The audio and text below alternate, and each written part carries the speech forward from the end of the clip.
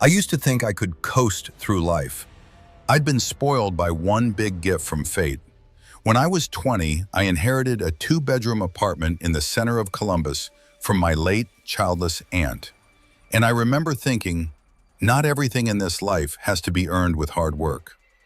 Other people spend years saving for an apartment or rent forever, never even dreaming of owning. But I got one for free. I figured the rest of my life would work the same way. Everything would just fall into place. So I lived for myself. I didn't want to study, too boring. Every job I took, I treated as temporary, just a stepping stone to something bigger. I quit whenever things got difficult. Basically, I lived however I wanted. Modest, not rich, but with my own apartment and big expectations for the future. It wasn't until I hit 30 that a nasty little suspicion crept into my head. There would be no more gifts from fate. To get something bigger, you actually have to try. And I was completely unused to trying. Those doubts were confirmed by my girlfriend, now my ex, Stacy. Lately, she'd been getting irritated easily, complaining that she was carrying everything while I could go months without a job. She'd let it out again and again. I never liked fighting, but suddenly I had to listen to criticism and defend myself on a regular basis. One evening, Stacy was cleaning up the kitchen and said, "Tony, I've put up with it, but I'm done. I'm sick of hearing the clinking of bottles every time I pull a trash bag out of the can." "I don't get it," I said, playing dumb. "You're mad at me because the sound of glass bothers you?" She shoved the trash bag toward the door and snapped, "No, I'm sick of your constant drinking." "What drinking? I have 3 beers a week." Stacy shook her head.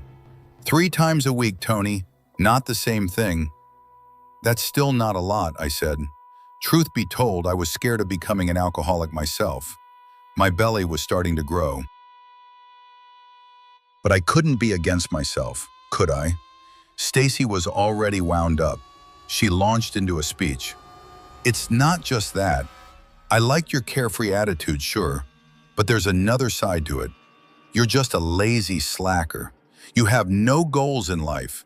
You sit around, drink beer, watch stupid reality shows where people scream at each other." All I could do was defend myself. "I'm relaxing. Is that so bad?" "Relaxing from what?" she asked reasonably. "Do you ever think about the future? A family? Kids?" And then something came out of me from somewhere deep. I said, "I'm never going to have a family or kids with you." It just slipped out. Probably the worst thing a man can say to the woman he lives with. But her reaction was strange. She seemed to calm down. "Ah, I see." That was the last thing she said that evening. No questions, no reproaches, just nothing. I thought about apologizing, about saying I'd spoken without thinking, about promising, once again, to get my act together. But it was already over. The next morning, I heard the rustle of bags in the hallway. I looked out. Stacy was already dressed, all her things packed. She'd threatened to leave many times, but now she was actually doing it. Quietly, no drama, no show. "You're leaving me?" I asked. "Uh-huh." She glanced around, making sure she hadn't forgotten anything. I felt I should find the right words. "Stacy, what I said yesterday, don't take it personally. It's not that you're not good enough. I just realize I can't give you anything, at least not right now." She cut me off. "You don't have to say anything. I got over it a long time ago. Let go, cooled off. I just wanted to give you one last chance, but you don't want it." "I do want it." That also slipped out. For a second, I felt I had to stop her. Something about the way it was ending felt wrong. "You missed it. Live however you want. I don't care anymore." The words sounded like she really didn't care. I'd never seen her so cold. Her eyes were empty, like 2 chips of gray ice. There was no anger, no sadness, just nothing. "Damn, do you even have somewhere to go?" I asked. She rolled her eyes. "My God, Tony, Stop acting like everyone in the world is destitute and your dump is the only shelter. Nobody's died without you. I'll be fine. I stood in the hallway, fumbling for something else to say, some way to fix it. But Stacy just dropped her keys on the nightstand. A soft, final clink, dragged her bags over the threshold and said, "See you around, Tony." The door closed. I heard her footsteps fade down the stairwell, then silence. And that was it. That's how great love ends. She used to adore me. In the beginning, she looked at me with stars in her eyes, would text me every hour, couldn't keep her hands off me. Was I really such a piece of crap that she could leave without a single regret? Well, let her go. As they say, a woman off the cart makes the horse lighter. I was still young. I still had time. I could achieve such heights that my head would spin. She'd look back and kick herself. I daydreamed, felt my spirits lift. And then I looked down and realized I was standing there in my underwear, inside out. But was she wrong? I was a slacker, and I didn't want to see myself that way either. The problem was, I didn't know what I did want. No real interests. The only thing I liked was zoning out and watching people scream at each other on stupid TV shows. And nobody paid me for that. What a useless idiot. A failure. I hadn't felt that way before. I used to think I had my whole life ahead of me. I had an apartment, I had friends, girls seemed to like me, rivals were secretly jealous. The world was at my feet. Now the girl was gone, and my friends didn't have time for me. Everyone had their own families, their own jobs, and I was alone in my old apartment. Nobody even considered me a rival anymore. It was time to think about how to move forward. I spent the whole evening thinking, nursing a beer, then another, then another. It wasn't fun. The TV played some mindless show, but I wasn't watching. I was staring at the wall. That night I barely slept, not because of my emotional turmoil, but because of a strange noise. A dull, heavy sound traveled through the apartment, like a stone slab slowly scraping across concrete somewhere nearby. At first I thought I was imagining it, but it came again. Quiet, yet enough to send chills down my spine. It sounded like an enormous boulder being dragged across a rough floor, followed by a short thud, as if the slab had hit something solid. I froze in the darkness. My heart was beating faster, though I didn't know why. The sound came again. Scrape, scrape, thud. Then silence. A few minutes of nothing. Then again. Scrape, scrape, thud. I reached for my phone to light up the room, but at that moment the noise stopped. Completely. I lay there, listening to my own breathing, until my eyes grew heavy. Probably Freddie next door moving furniture, I thought. Freddie was my neighbor, a strange guy. A heavy drinker, always smelled of cheap vodka, always had bloodshot eyes. But why wouldn't he be strange with his habits? Maybe he'd decided to rearrange his living room at 3 a.m. Morning, day, evening, I was completely alone. That was sad, but also strangely peaceful. I could sit, watch whatever I wanted, and nobody gave me dirty looks. No one clicked their tongue or rolled their eyes. No more guilt or shame about my hobbies. I could drink beer at noon if I wanted. I could leave dirty dishes in the sink for a week. But the loneliness crept in like a cold draft under a door. By the second day, I was talking to myself. Just small things. Where are my keys? Time to eat. But it bothered me. I wasn't that guy. I'd always had someone around. The next night, the same thing. I was lying in the dark, scrolling through my phone, reading old messages from Stacy. Sentimental crap. My eyes were just starting to close when I heard that familiar, dull sound from deep in the room. Scrape, scrape, thud. Then again, closer this time. I sat up. The room was black except for the faint glow of the streetlight through the cheap curtains. I listened. Silence. Then, scrape. It was coming from the wall, the one that separated my bedroom from Freddie's apartment. I got out of bed, turned on the light, and instantly silence. Not a sound, like someone had pressed a mute button. I stood there in my boxers, staring at the wall. The paint was cracked in places, old wallpaper peeling. Nothing unusual. I turned the light off, got back in bed, waited. Scrape, scrape, thud. "Freddy, you son of a bitch," I muttered. "What are you doing over there?" I put my ear to the wall. The sound was muffled but unmistakable. Something heavy being dragged, then a solid impact. It wasn't furniture. Furniture doesn't make that kind of deep, resonant thud. It sounded like stone on stone. I banged on the wall with my fist. "Hey, some people are trying to sleep." The noise stopped. I waited. Nothing. I went back to bed, but sleep didn't come easily. Every creak of the building made me flinch. Damn it, I'll have to talk to him in the morning, I thought. First thing the next day, well, almost noon, I went to the neighbor's apartment. I knocked hard, 3 times, so he'd be sure to hear. Nothing. I knocked again. Finally, I heard shuffling inside, the scrape of a chain lock, and the door cracked open. Freddy squinted at me through the gap. He looked his usual rumpled self, swollen face, greasy hair, stretched out t-shirt with a stain on the chest, sweatpants that had seen better days. He reeked of stale alcohol and something else, something sour like old milk. His eyes were foggy with half sleep and whatever he'd been drinking. "Who's there?" "Oh, Tony." His voice was thick, like his tongue was too big for his mouth. "Hey, Freddy." "I don't like fighting, but you've got to stop making that noise at night." Freddy scratched his stubbly cheek with yellowed nails. "What noise? I sleep like the dead. I don't make no noise." The scraping, the thudding, against my wall.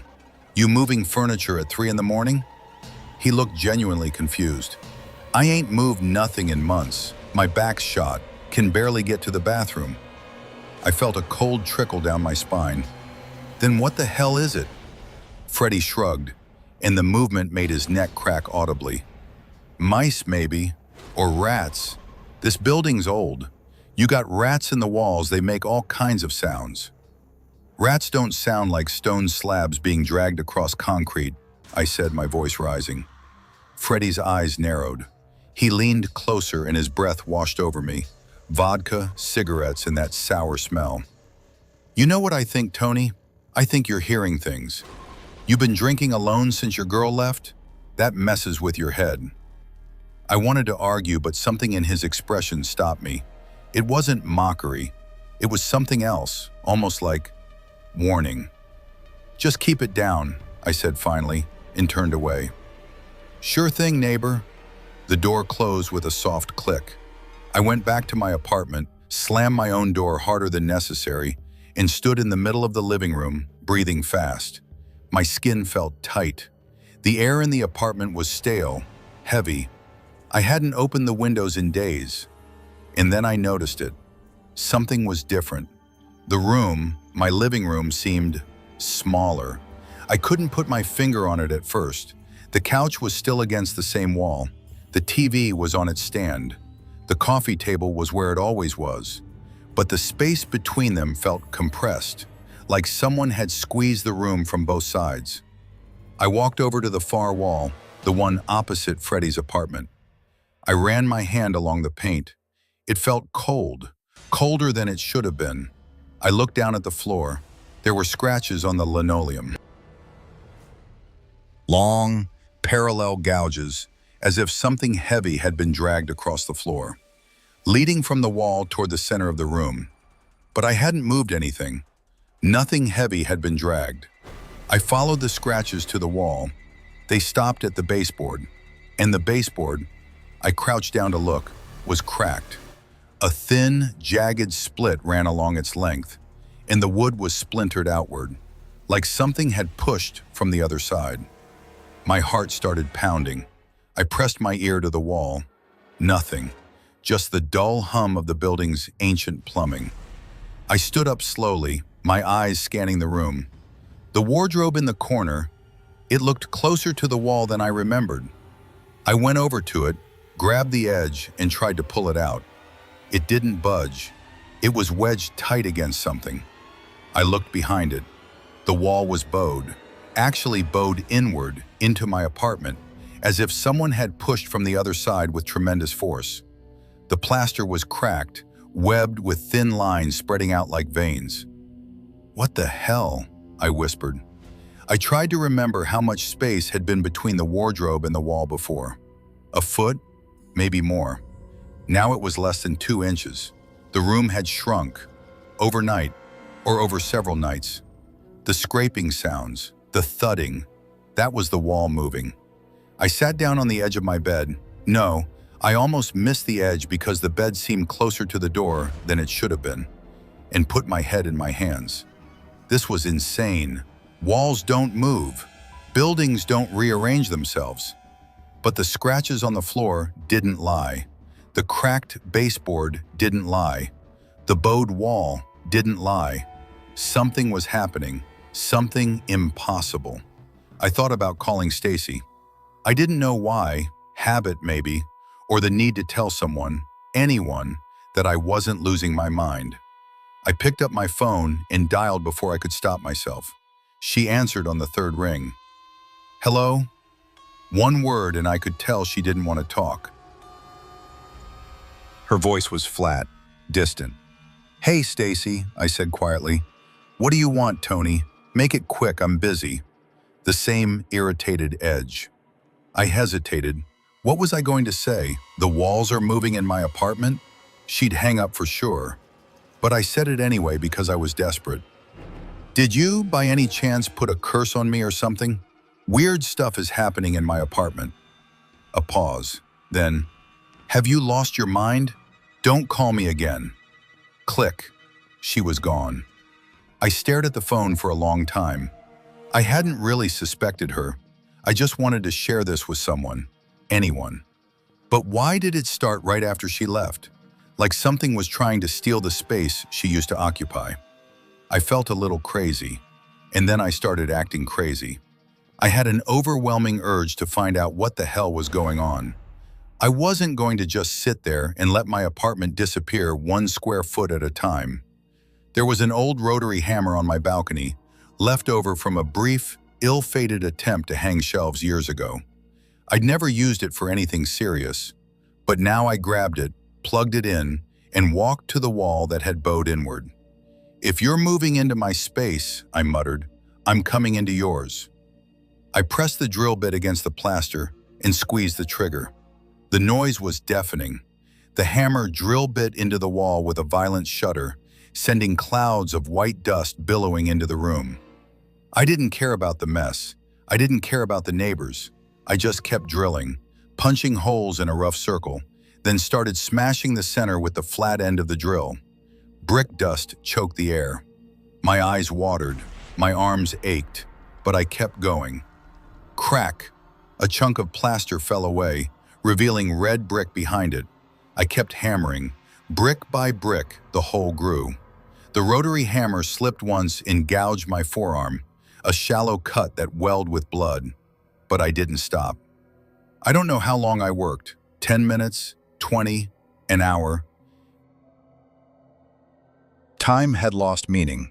I was a machine, driven by fear and anger and something else, a dark curiosity that whispered, "You want to see what's in there. You've always wanted to see."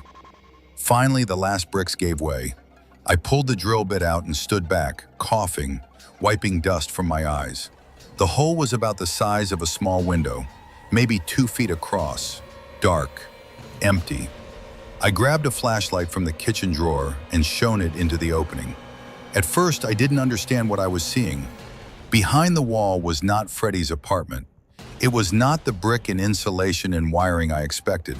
It was a space, a hollow space, a corridor about 3 feet wide, running parallel to my wall. The walls of the corridor were bare brick, old and dark, glistening with moisture. The floor was rough concrete, covered in a thin layer of dust. I pushed my head and shoulders into the hole, shining the light left and right. To the right, the corridor ran about 6 feet and ended in a solid wall.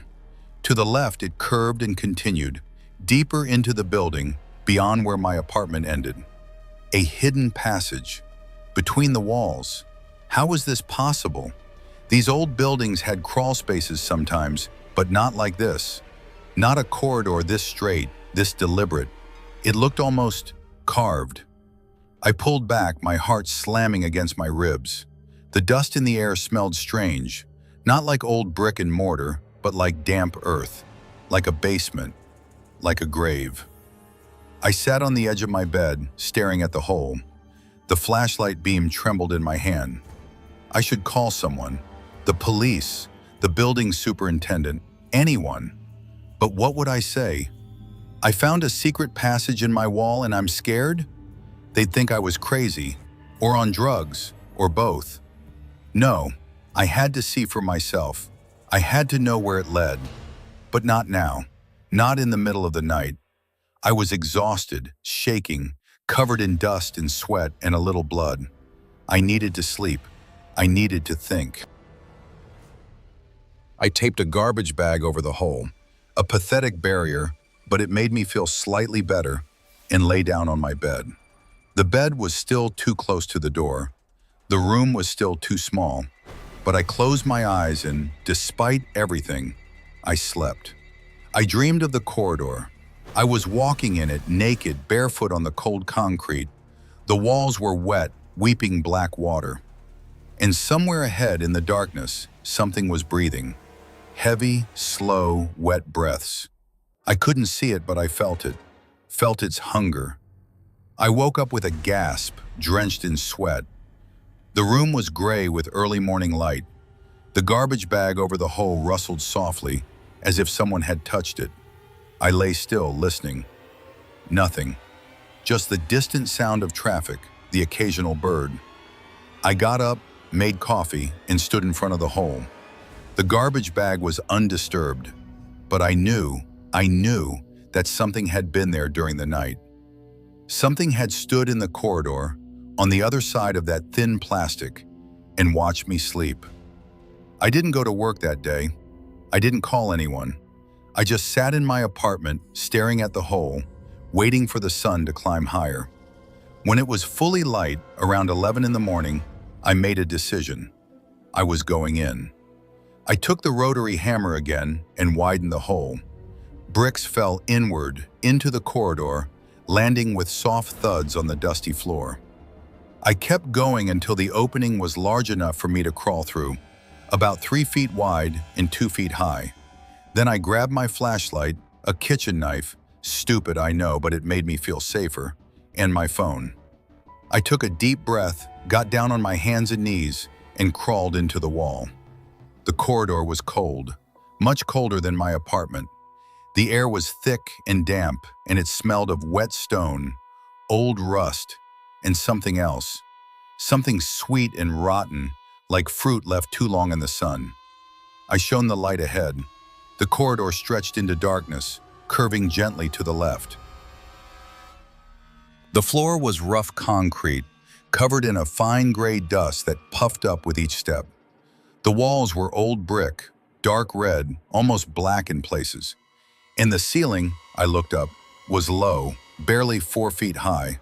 I had to stay hunched over. I started walking, slowly. Every few steps I stopped to listen. Silence. Just my own breathing, my own heartbeat. The corridor curved, and then it opened up.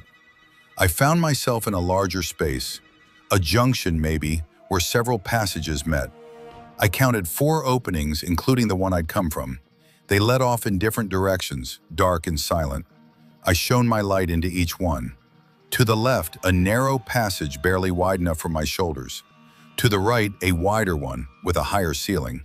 Straight ahead, a passage that sloped downward, leading deeper into the building. And everywhere, there were cracks. Tiny slivers of light in the brickwork, no wider than a needle's eye. I pressed my eye to one and saw a kitchen. A woman in a bathrobe making toast. Her radio was playing. I could hear it faintly through the crack. Another crack showed me a living room. A man watching sports, drinking from a can. Another showed me a bedroom.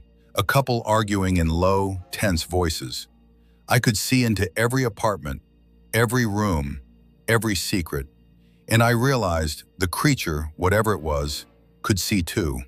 It had been watching all of us, for years maybe, moving through these hidden passages, listening to our conversations, watching us sleep. A wave of nausea washed over me. I pulled back from the cracks and stood, crouched in the junction, trying to steady my breathing. Then I heard it. Scrape, scrape, thud. Not from my apartment, from somewhere in the passages. Close, very close. I killed the flashlight, stood in absolute darkness. The smell of rot was stronger now, almost overpowering. I pressed myself against the cold brick wall and held my breath. Scrape, scrape, thud. It was coming from the passage that sloped downward. Something was moving up toward me. Slowly, heavily. I didn't wait. I turned and crawled back toward my apartment as fast as I could, scraping my knees, my elbows, my back. The knife clattered out of my hand. I left it. I didn't care. I just needed to get out. I burst through the hole into my living room, gasping, and spun around to face the darkness. The garbage bag was still taped over the hole, but it was torn now. A long, jagged tear as if something had clawed at it from the other side. I grabbed a chair and wedged it against the hole. Then another chair. Then the coffee table. I piled furniture against that wall until I couldn't see the hole anymore. Then I sat in the corner of the room, my back against the wall, and waited for dawn. I didn't sleep. Every creak of the building made me flinch. Every distant sound from the neighbors' apartments made me hold my breath. I listened for the scraping, for the thudding, for the sound of something pushing against the furniture.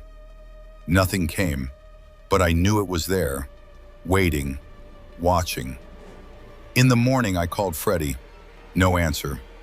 I went to his door and pounded on it until my fists hurt. Nothing. I called the building superintendent. He didn't pick up. I left a voicemail. Something about strange noises, about the wall moving. I sounded insane. I knew I sounded insane. I spent the day reinforcing the barrier. I dragged my wardrobe in front of the hole. I nailed planks of wood across the wall. I covered every crack I could find with duct tape. But the cracks kept appearing. New ones. In places I hadn't seen before. In the ceiling. In the floor. In the corners of the room. And the room kept shrinking. By the third day, I could barely move between the furniture. The walls had crept inward by almost a foot. The door to the hallway was closer. The window seemed smaller. I stopped leaving the apartment. I stopped answering my phone. I stopped eating. I just sat in my shrinking room, watching the walls, waiting. And then, on the fourth night, I heard the voice. It came from the hole, from behind the wardrobe, behind the planks, behind the garbage bag. A voice that was not a voice. A sound that was not a sound. It vibrated through the floor, through the walls, through my bones. Come back. I pressed my hands over my ears. I squeezed my eyes shut. But the voice was inside my head, inside my chest, inside my blood. Come back to me. I opened my eyes. The wardrobe had moved. It was pushed aside just a few inches. The planks were splintered. The garbage bag was gone. And in the hole, something was looking at me. An eye, a huge, round eye, dark as a bottomless well, with a slit pupil like a goat's. It filled the entire opening. It didn't blink. It just stared. I couldn't move. I couldn't breathe. I could only stare back. The eyes slowly withdrew. The hole was dark again. And then the scraping started, louder than ever, faster, closer. Scrape, scrape, scrape, thud. Scrape, scrape, scrape, thud. The wall was moving. I could see it bowing inward, the plaster cracking, the paint peeling. The furniture scraped across the floor as the room compressed. I grabbed the rotary hammer.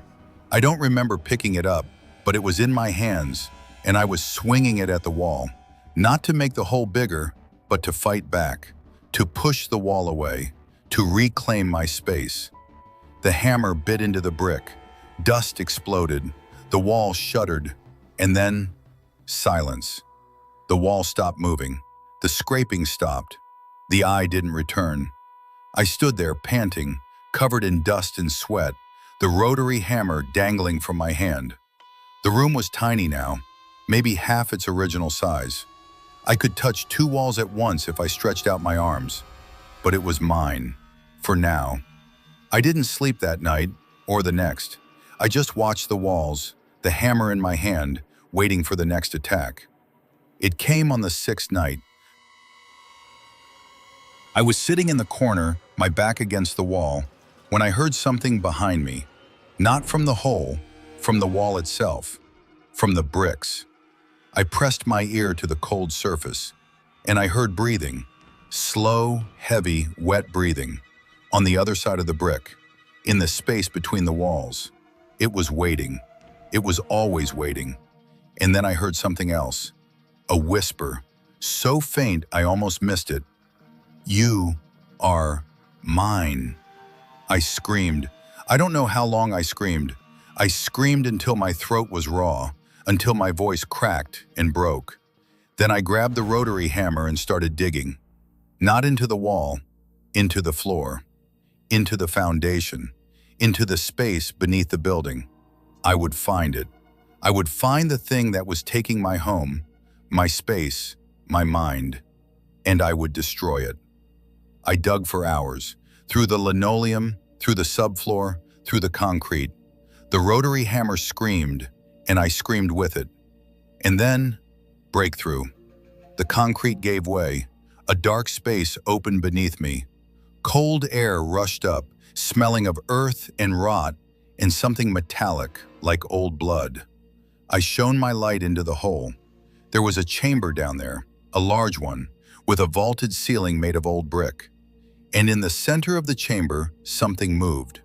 I couldn't see it clearly, just a shape, a mass, a darkness within darkness. But it was huge, and it was alive. And it had been living beneath my building for a very, very long time. I didn't go down. I couldn't. I was frozen at the edge of the hole, staring into that dark space, watching the things shift and breathe. Then it spoke. Not in words, in images, in feelings, in memories. I saw the building being built 100 years ago. I saw workers laying the foundation, and I saw something already there. Something old, something that had been in the ground long before the first brick was laid. I saw them build around it, over it, trapping it in a cage of concrete and stone. I saw it wait, for decades. For generations, growing, hungry. I saw it learn to move through the walls, to shift the spaces, to steal the rooms, not to escape, but to feed, on space, on life, on the energy of the people who lived above it. I saw my aunt, the one who left me the apartment. I saw her in her final years, growing smaller, shrinking into herself as the walls of her apartment closed in. She didn't know what was happening. She thought she was just getting old, but it was the thing in the walls, the thing in the floor, the thing that was now coming for me. I pulled back from the hole. I dragged the furniture, what was left of it, over the opening. I covered it with rugs, with boards, with anything I could find.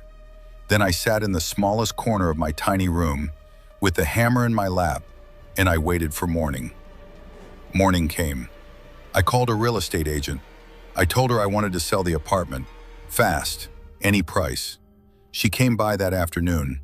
She looked around the tiny, cramped room, the bowed walls, the cracked floor, the hole hidden under a rug, and she asked no questions. Maybe she knew. Maybe she'd seen it before. She made an offer. I took it. I moved out that week. I left everything, the furniture, the clothes, the memories. I took only my phone, my wallet, and the rotary hammer. I live in a new place now, a small studio on the other side of Columbus. The walls are thin, and I can hear my neighbors, but they don't move. The room doesn't shrink.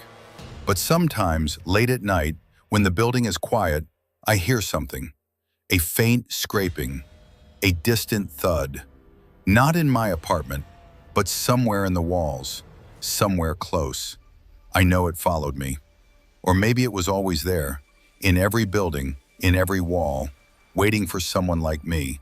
Someone alone, someone with too much space and not enough to fill it. I don't know how long I have before the walls start moving again, before the room starts shrinking, before the eye appears in the dark. But I still have the rotary hammer, and I'm not going down without a fight. If you're reading this, if you ever hear scraping in your walls, if your rooms ever feel smaller than they should be, get out. Don't wait. Don't investigate. Don't be curious. Just run. Because once it knows you're there, it never lets you go. And the walls will keep closing in.